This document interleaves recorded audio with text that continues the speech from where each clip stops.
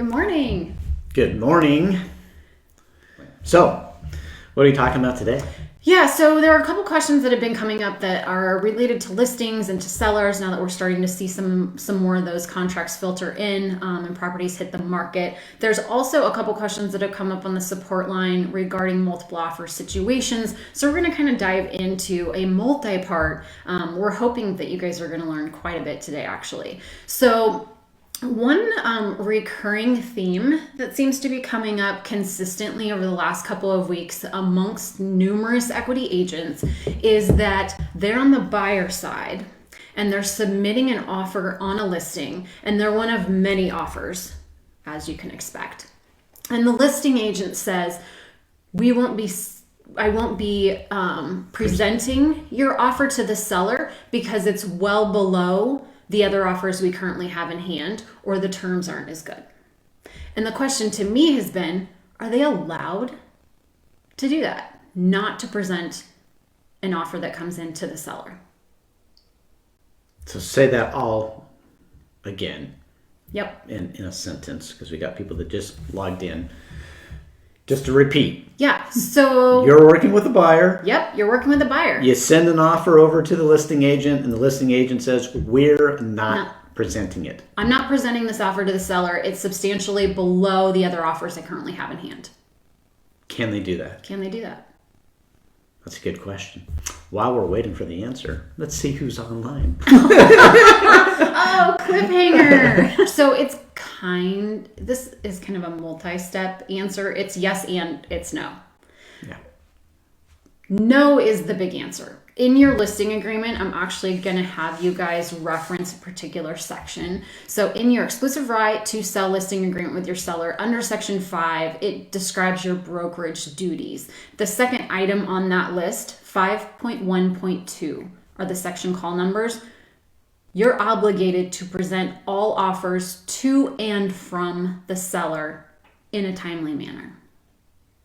So you as the listing agent don't get to pick and choose which offers get presented to the seller. You're not the one that's filtering those through and saying, Mr. Seller, here are the best offers that came in. I'm not showing you everything, because you don't necessarily know what a seller is going to like out of a particular offer over another one. Price isn't always the key component. There may be other things in that contract, but you are to present all offers to and from the seller in a timely manner. So, how could you? What if the seller said, I don't want to see any offers that are, let's say it's a $700,000 listing, and the seller says, anyone that brings anything less than $700,000, I don't want to see them, because we've gotten 20 offers and they're all like $750,000 to $900,000, and the phone's ringing off the hook, and the seller's getting tired of looking at all these, and he's got till Monday to review all of your offers is what you said, and it's only Saturday. And the seller says, I don't want to see anything that's less than $700,000. How could you do that if you're representing the seller? Yeah, if the seller gives you permission not to show them certain offers, get it in writing, and then you present them. You send them a copy of all offers, but you only present and go over the specific ones that they want to see. I still personally believe that they need to have every single one in hand. Yeah, and if they don't want you to review it with them, the seller can do what they want to do. It's the seller's property. But you protect yourself because of what the contract says. Yeah. By putting it in writing, seller doesn't want to see. And then, I would shoot that off to the other agent. Put it in writing that I have in writing from my seller stating that they do not want to see property or offers less than $700,000, and send them a copy of that in writing.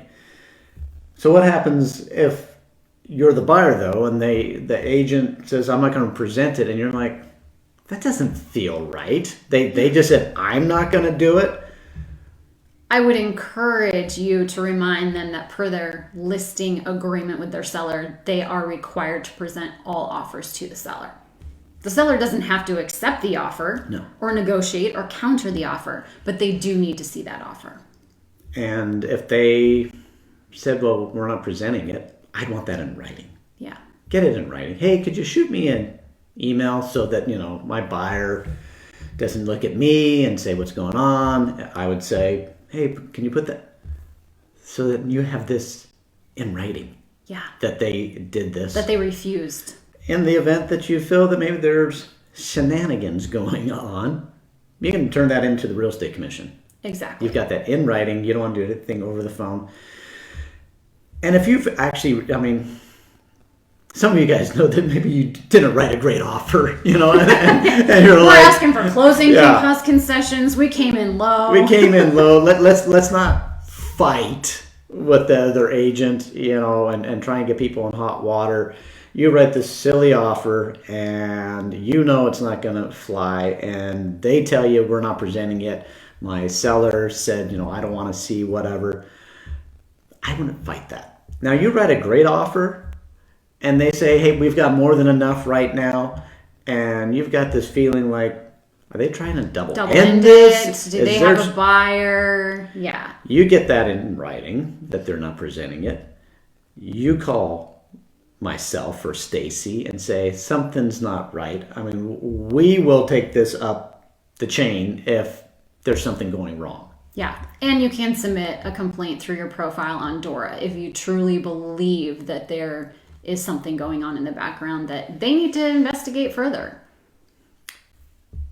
But for you representing a seller, present all offers. Present all offers. That's the easiest way to make sure that everyone's being represented properly and you're doing your job. Yeah. Again, if they say, I don't want to see X, put it in writing. Yeah. And then on the timely manner portion of the wording in your listing agreement, timely manner can be all relative when you have 20 offers coming in and you're showing clients property and holding open houses and you're really busy. And some of you guys are doing offer acceptance deadlines of all offers due Sunday at 5, response deadline by Monday at 11. Maybe you and your seller have come to an agreement that, hey, Todd, I want you to collect all the offers up, and to be the best, most efficient with my time as a seller, I want you to present all of them to me at 9 a.m. on Monday, and we'll make a decision by that 11 o'clock deadline. It's okay for you to collect all those up, and you don't necessarily have to present every single offer that comes in one by one. As long as you and your seller have that agreement, we're going to meet at this time, we're going to go over every single contract, and that's being efficient with your time and their time. So timely manner can be taken into different contexts. Yeah, we're not talking half hour. Nope. The same day. That's a little loose. The timely manner is between you and your client, your seller. What is timely? But notifying them, I would always notify. Hey, got another one. Got another offer. Got another one. We're compiling them all up. Yeah, and that's what I do with my clients. Is every offer that comes in, here's offer number 1. Oh, got another one. Here's offer number 2. And I remind them, we're going to talk about all these on Monday, but I just wanted you to have them in your hands now. And then they can choose to review them or not review them. And then you do your multiple offer spreadsheet, of course. So yeah, this question, really was a question from some of our more experienced agents, because this is, what do we... The experienced agents are more about, what would you do in this scenario? With that, there's some newer agents on here going, what if I write an offer, my deadline says 6 p.m., and we've covered this before, but while we're talking about timeliness, your buyer says, I want them to come back with an answer by 6 o'clock tonight, and you put that in there, and you don't hear from the agent. Or you call the agent and say, hey, we need to hear something. Our offer's expiring. Please remember, if the other listing agent or the seller has any wants to counter your offer, then we don't care about the time frame, because they're going to be starting all over. So if your offer is not something that's going to be accepted, and there's going to be any change to it, especially if there's multiple offers, that timeline pushing someone to make a decision saying, I have, that doesn't work. Yeah. And remember, it's an acceptance deadline. If they're going to sign the offer as it was written, which doesn't happen Not right that now. often. Right now, most of the time there's something that has to be countered, even if it's just something small. And a counter can come after the acceptance. Acceptance is only, I'm going to sign it the exact way it's been written. So, yeah. Just a newbie question that Yes. does come up. So this market, It's hard to push a seller in this market. you're not going to be pushing them. Real Yeah. hard to push them. So. Yeah. Great. What else we got? Yeah, so the other thing I want to talk about is when you're on the listing side and you do have multiple offers coming in and you and your seller have this game plan of I'm going to send you every offer as it comes in. We're going to discuss them all on Monday morning and go through and, kind of decipher what's the best offer. What can you disclose to other realtors when they call and say, how many offers do you have? If we came in at this price, would be close? What's the highest offer you have in hand? Because you're all getting these questions when you're the listing agent. What can you disclose and what can't you disclose? Let's play this from your side. Let's start with being a buyer and you want to write a good offer. So let's start with the questions. So many of us are working with buyers, and to write the best offer possible, if you could get any inside scoop from the listing agent, it's huge. The questions that you always ask, usually, what's the seller's time frame? What are they doing? Are they moving out of state? Do they need extended time? What Do would they need a rent back? Have they already found another home? What does that look like? Because if that's a pressure point or an anxiety point, oh yeah, they got to find another place, or they've got a new construction home that's not done for a few months, a post-closing occupancy is key for them. You want to know that. So that's a great question. We'll play the side of the seller in a second about, okay, how do you respond to these things? So great question. Another question would probably be, do you have multiple offers at this time? And if so, what would help make mine more competitive? Yep. Great question. Now, we'll play what the answers can be, but how can I write mine more competitive? What are some key things they might be looking for? What's making your seller feel comfortable? Is a larger earnest money something that is important to them? Yeah. Are there any other price and terms that they really want to see? What is something that's important to you as the listing agent? And I think that's a new one that we're starting to see people incorporate, is it's not just about the seller, but you as the listing agent, what's important? Is it good communication with the lender? Good communication with me as the buyer's agent? What do you want to see in this offer or with the broker that you're going to be working the other side of the transaction with?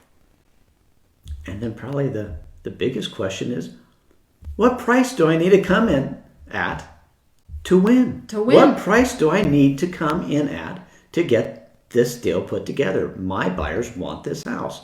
What price is that? Now, we haven't disclosed anything about our buyers. Okay, we're asking questions because don't forget that we do represent the buyer, and they might not want you saying, hey, I'm willing to pay $900,000 for an $800,000 house. But you asking the question, what do I need to come in at, doesn't disclose anything unless the buyer said, hey, go ahead and say, I'm gold-plated. I will pay whatever it takes to buy this house. But we're asking questions.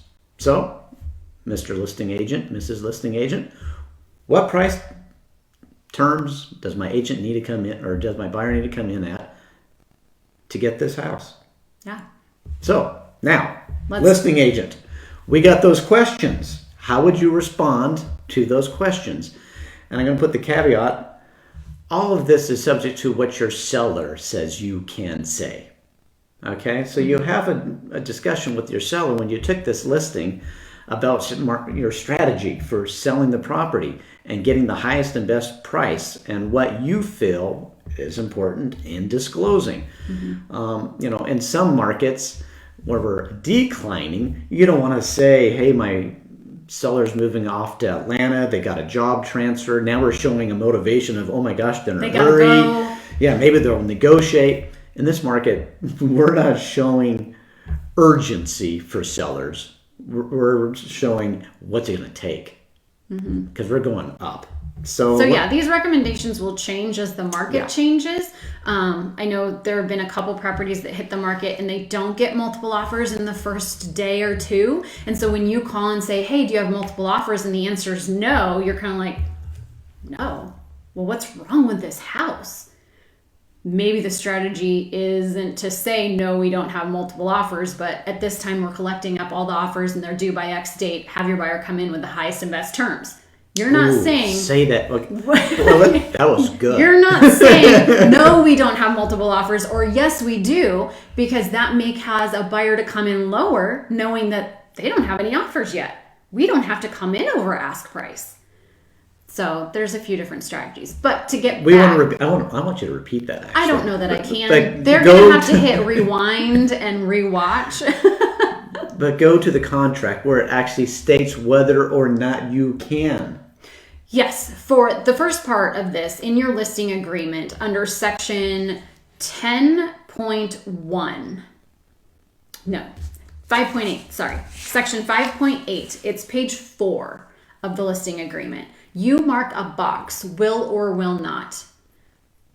And the paragraph states, when asked, broker will or will not disclose to prospective buyers and cooperating brokers the existence of offers on the property.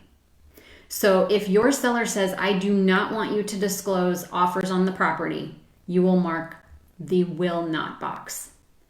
We recommend you mark the will box, and that's how the example contract is set up, because it gives you the opportunity to help negotiate the terms that might be more favorable or bring in higher offers than what you currently have.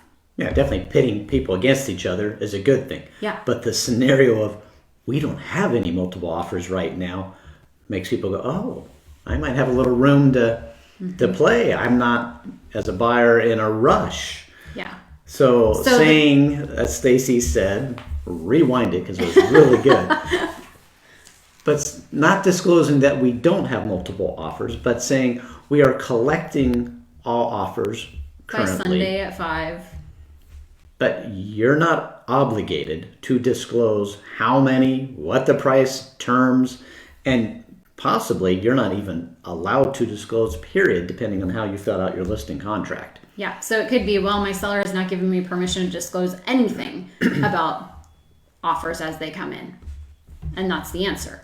Most of the time, you're going to have the liberty to use information. You know what? I've seen agents tell me everything that's in the contracts that they have because it helps them secure other offers that could be better. We have a cash buyer at this price, waiving this, waiving that. Can your buyer beat it? Yes, my buyer can beat it. And then they fill out their contract accordingly. Or no, my buyer can't beat that. And then people aren't wasting their time drafting offers that aren't going to compete with that cash offer that the seller's already looking at. So yeah, back to the questions that we were posing as a buyer, time frame. Sure. Let them know my seller needs more time. They'd like a quick closing, but they want to rent back. That's going to help the buyer. It's going to help the seller. Yeah. Earnest money. Sure. We'd like to see a strong buyer with more earnest money. My seller's been burned in the past. Yeah. And if you can limit your conditions, that's going to give you a stronger offer. Does that help your seller? Yes. Does it help the buyer write an offer? Yes. We have other offers on the table that have appraisal gaps in them. We have other offers on the table that are over asking price. Those are all things that you can disclose because it's going to potentially help an offer come in that's a little bit stronger.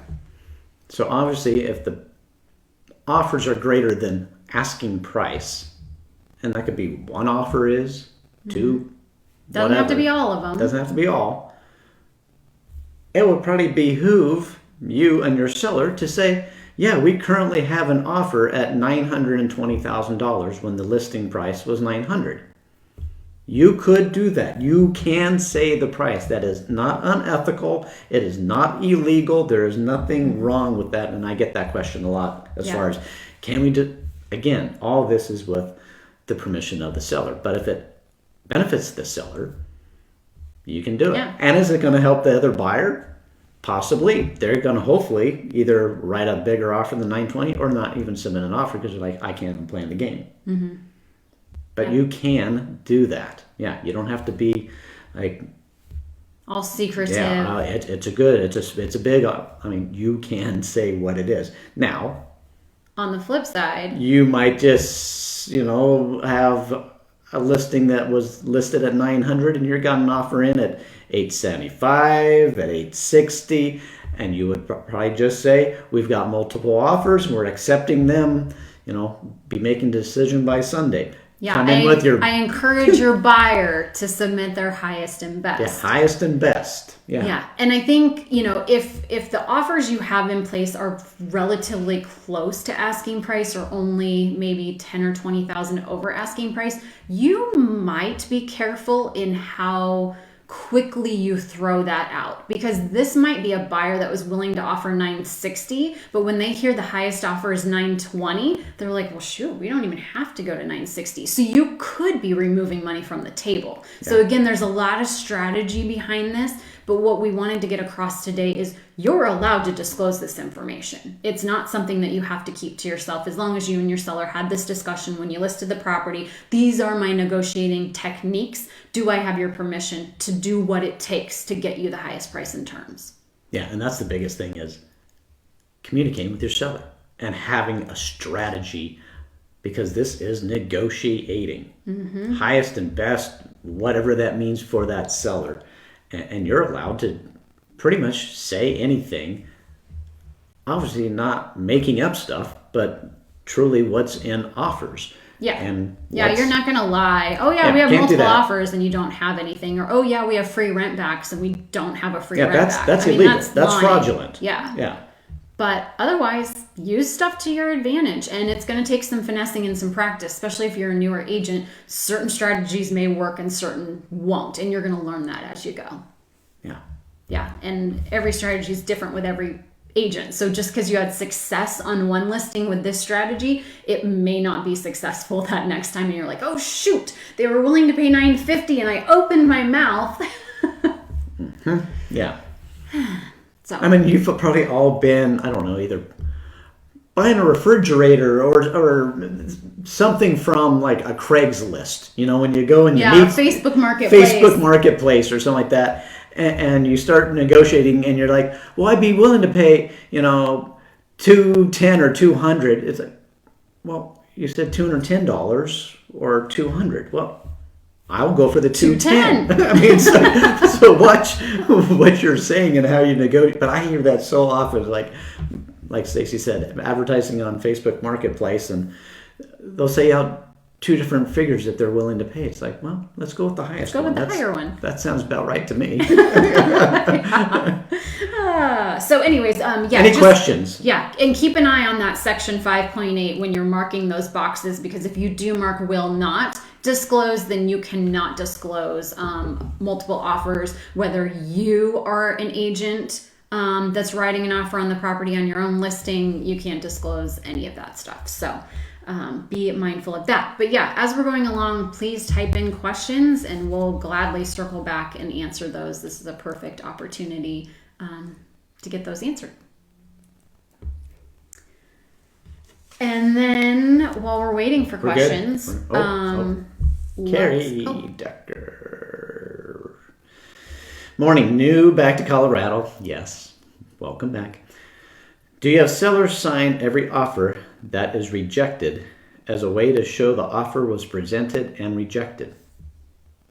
We do not have those boxes on our contracts. It's like we don't even have a way to sign that it's rejected. Nope, we don't. And it's kind of frustrating. I wish that there was something that you could actually have the seller initial that the offer's been presented. I'd love to see that. I would too. I mean, offer's been presented and then a box, it's been countered or rejected would have been great. But they removed those things from our contracts several years ago because it was creating some chaos.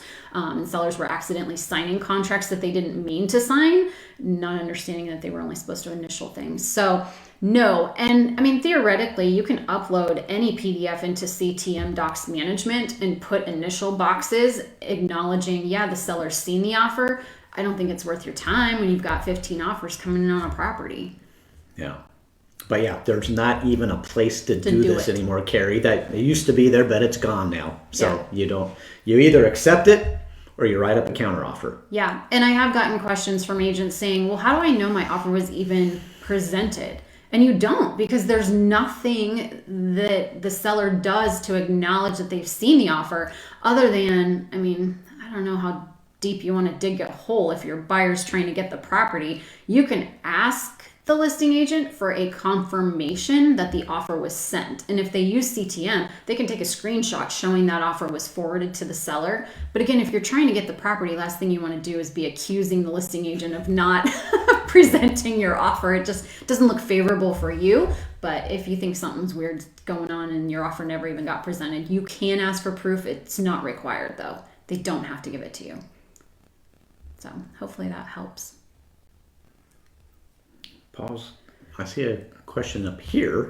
Yeah, this question comes up often in this territory. Can a listing agent ask for the appraisal? So yeah, and as a buyer's agent, should I provide details of the appraisal? So yes, listing agent can ask for a copy of the appraisal. The caveat is the buyer owns the appraisal because the buyer's the one that paid for it. Kind of like the inspection. The buyer owns the inspection report, so does not have to be provided. I think if it comes in at value, there's absolutely nothing wrong with saying property came in at value. If the seller's like, we really want to see the comps, and the buyer says, sure, give them a copy of the report, you can provide that. Not a big deal. If the appraisal comes in higher than the offer price, I don't know that I would share that appraisal with the listing agent because it could aggravate the seller, and it just doesn't seem like something that needs to be done. It came in at value, we're good to go. Yeah. There were no appraisal issues is what I say. Well, what the appraisal come in at? There were no appraisal issues. We're pressing forward, looking forward to closing. Because then the listing agent's like, we underlisted the property, the seller's met. We don't need to create any of that animosity on the other side of the transaction, but you can provide a copy. Has to have buyer permission though. You don't get to just dish that appraisal off because you want to. Good question. Yeah, great question. Dominic, the multi-offer spreadsheet in Elevate is a great tool in compiling and presenting offers to the seller. Yes.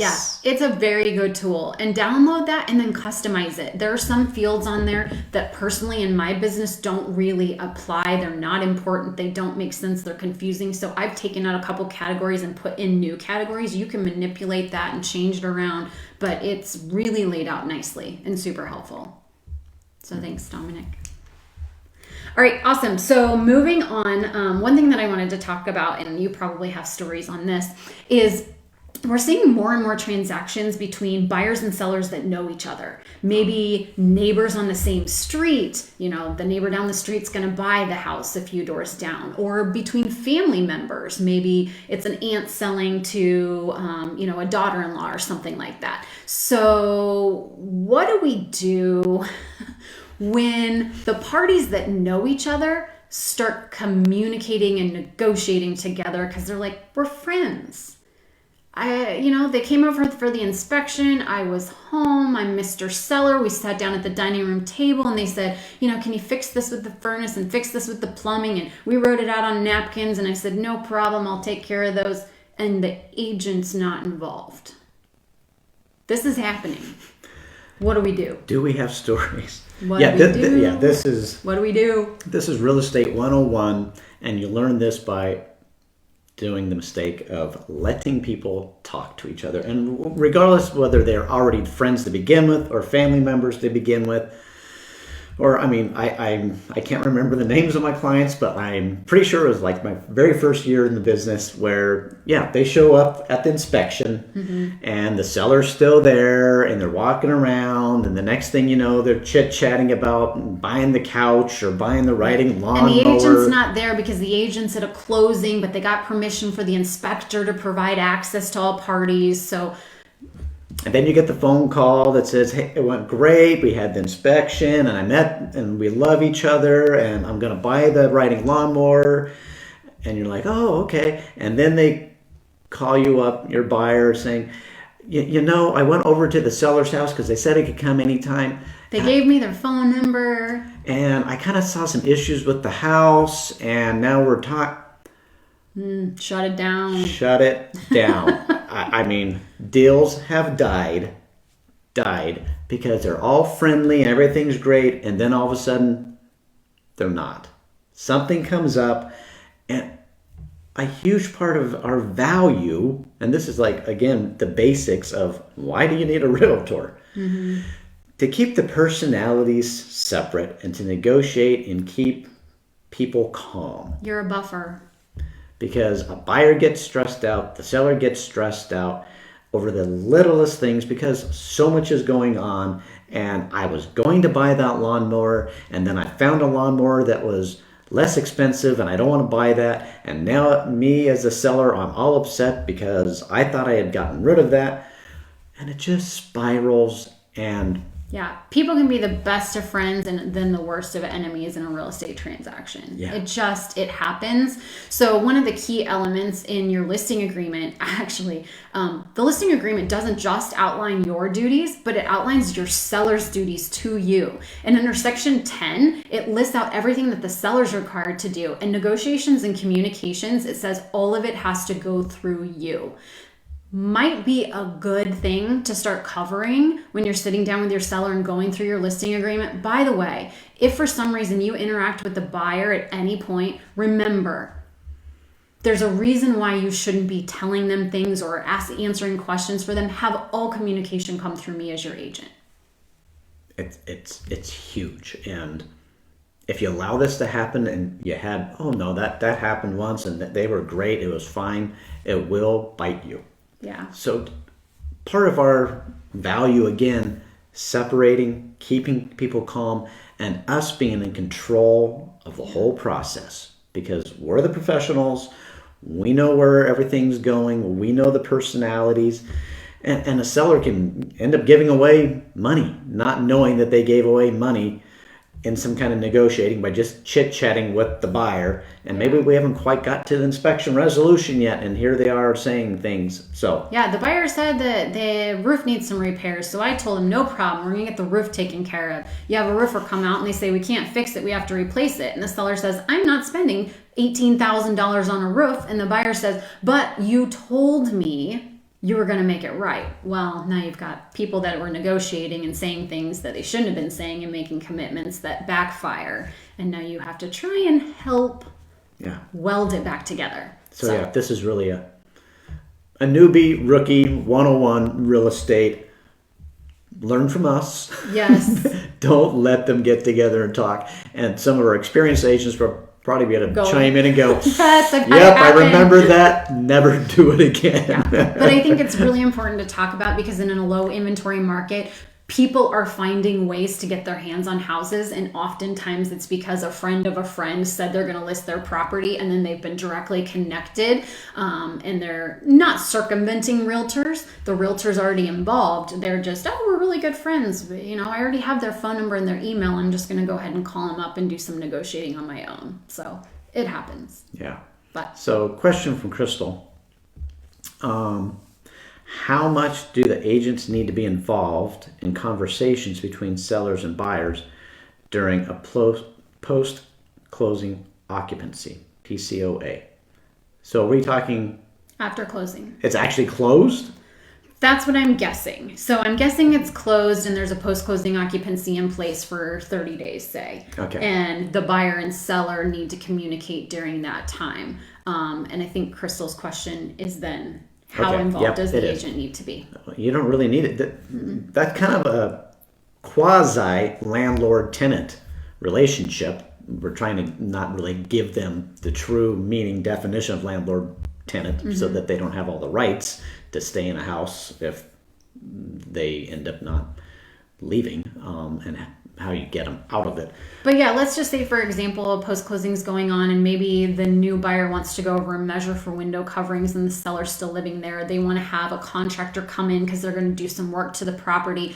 Let the buyer and seller go ahead and communicate. Transaction's already closed, so they can't mess anything up at this point. Yeah. But you don't have to be at the property when the buyer goes there. It's, We're done. We're done. We closed. Course, if an issue comes up when they move out, then we're never done. Yeah, and there's a hole in the wall when the seller moved out and there's only a $250 security deposit, and it's going to be $1,000 to fix it, you're probably going to get roped into helping resolve that. But as far as all the other stuff, as long as it's not an issue or a problem that needs realtor experience, let buyer and seller communicate and handle everything themselves. Yeah, we're just trying to keep them apart during the negotiations, during the closing. Let us get to the funding, and then if they want to become best friends and buddies, you bet. More power to them. Yep, hopefully they do. But great question. Yeah. Yeah. So post-closing is the only Yeah. caveat to, put them in contact with each other.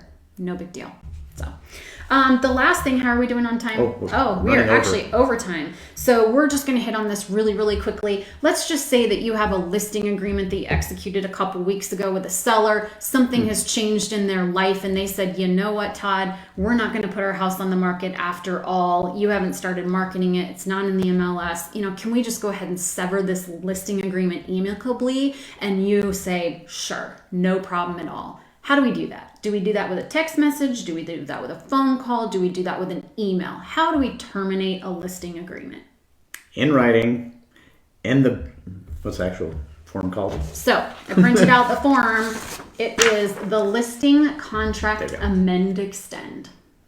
Not a text, not an email. This is signed by both you and the seller. Proper documentation. So read it. The listing contract amend extend. So listing contract, this is actually used to sever buyer agencies and listing agreements because they're both listing contracts. You're listing a buyer, you're listing a seller. So on here you can change the date of the listing period. So that's what you would do in a listing agreement is you would expire it. So as of today's date would go in that, and that means the contract terminates. There's also section 3 amendments, and you can write in, Stacey Schuster of Equity Colorado hereby releases seller from the agreement dated blah, blah, blah. And you're done. So remember, expiring it is terminating, no rights to that property. If they ended up listing with somebody else, so be it. Yep. Withdrawing means I told you I didn't want to sell, but in the event that I change my mind, our contract is still valid and I can't go list with someone else. So if you don't trust them and you're into this a little bit. Yeah, I'd say with buyers or with sellers. Oh, we've decided not to buy. Can you release us from our listing agreement? You know what? I'll withdraw the agreement and I'm going to put in the additional provisions that the contract is valid for 6 months should you change your mind and decide to buy. Yeah. Meaning if they're trying to work around you or their best friend just got their license. Yeah. No, I'm not going to force you to sell, obviously. But if you're trying to go around me, it's withdraw. Done. I don't care if they go around me. I don't want anything to do with you. You don't want to do the thing with me. We're killing it. Expire. Yeah. And I've seen, these type of scenarios are when major life events have happened. A death in the family, a job loss. I mean, they're not trying to circumvent you. There's been something catastrophic in their life and they say, whoa, we got to hit pause. We're not going to be able to do this. And that's absolutely fine. Yeah. But use the right documentation. So I just want to bring that to your attention. More times than not, it's just cancel it. We're done. Yeah. Yeah, exactly. Happy Monday. Have a great week. Have a great week. We'll see you next week.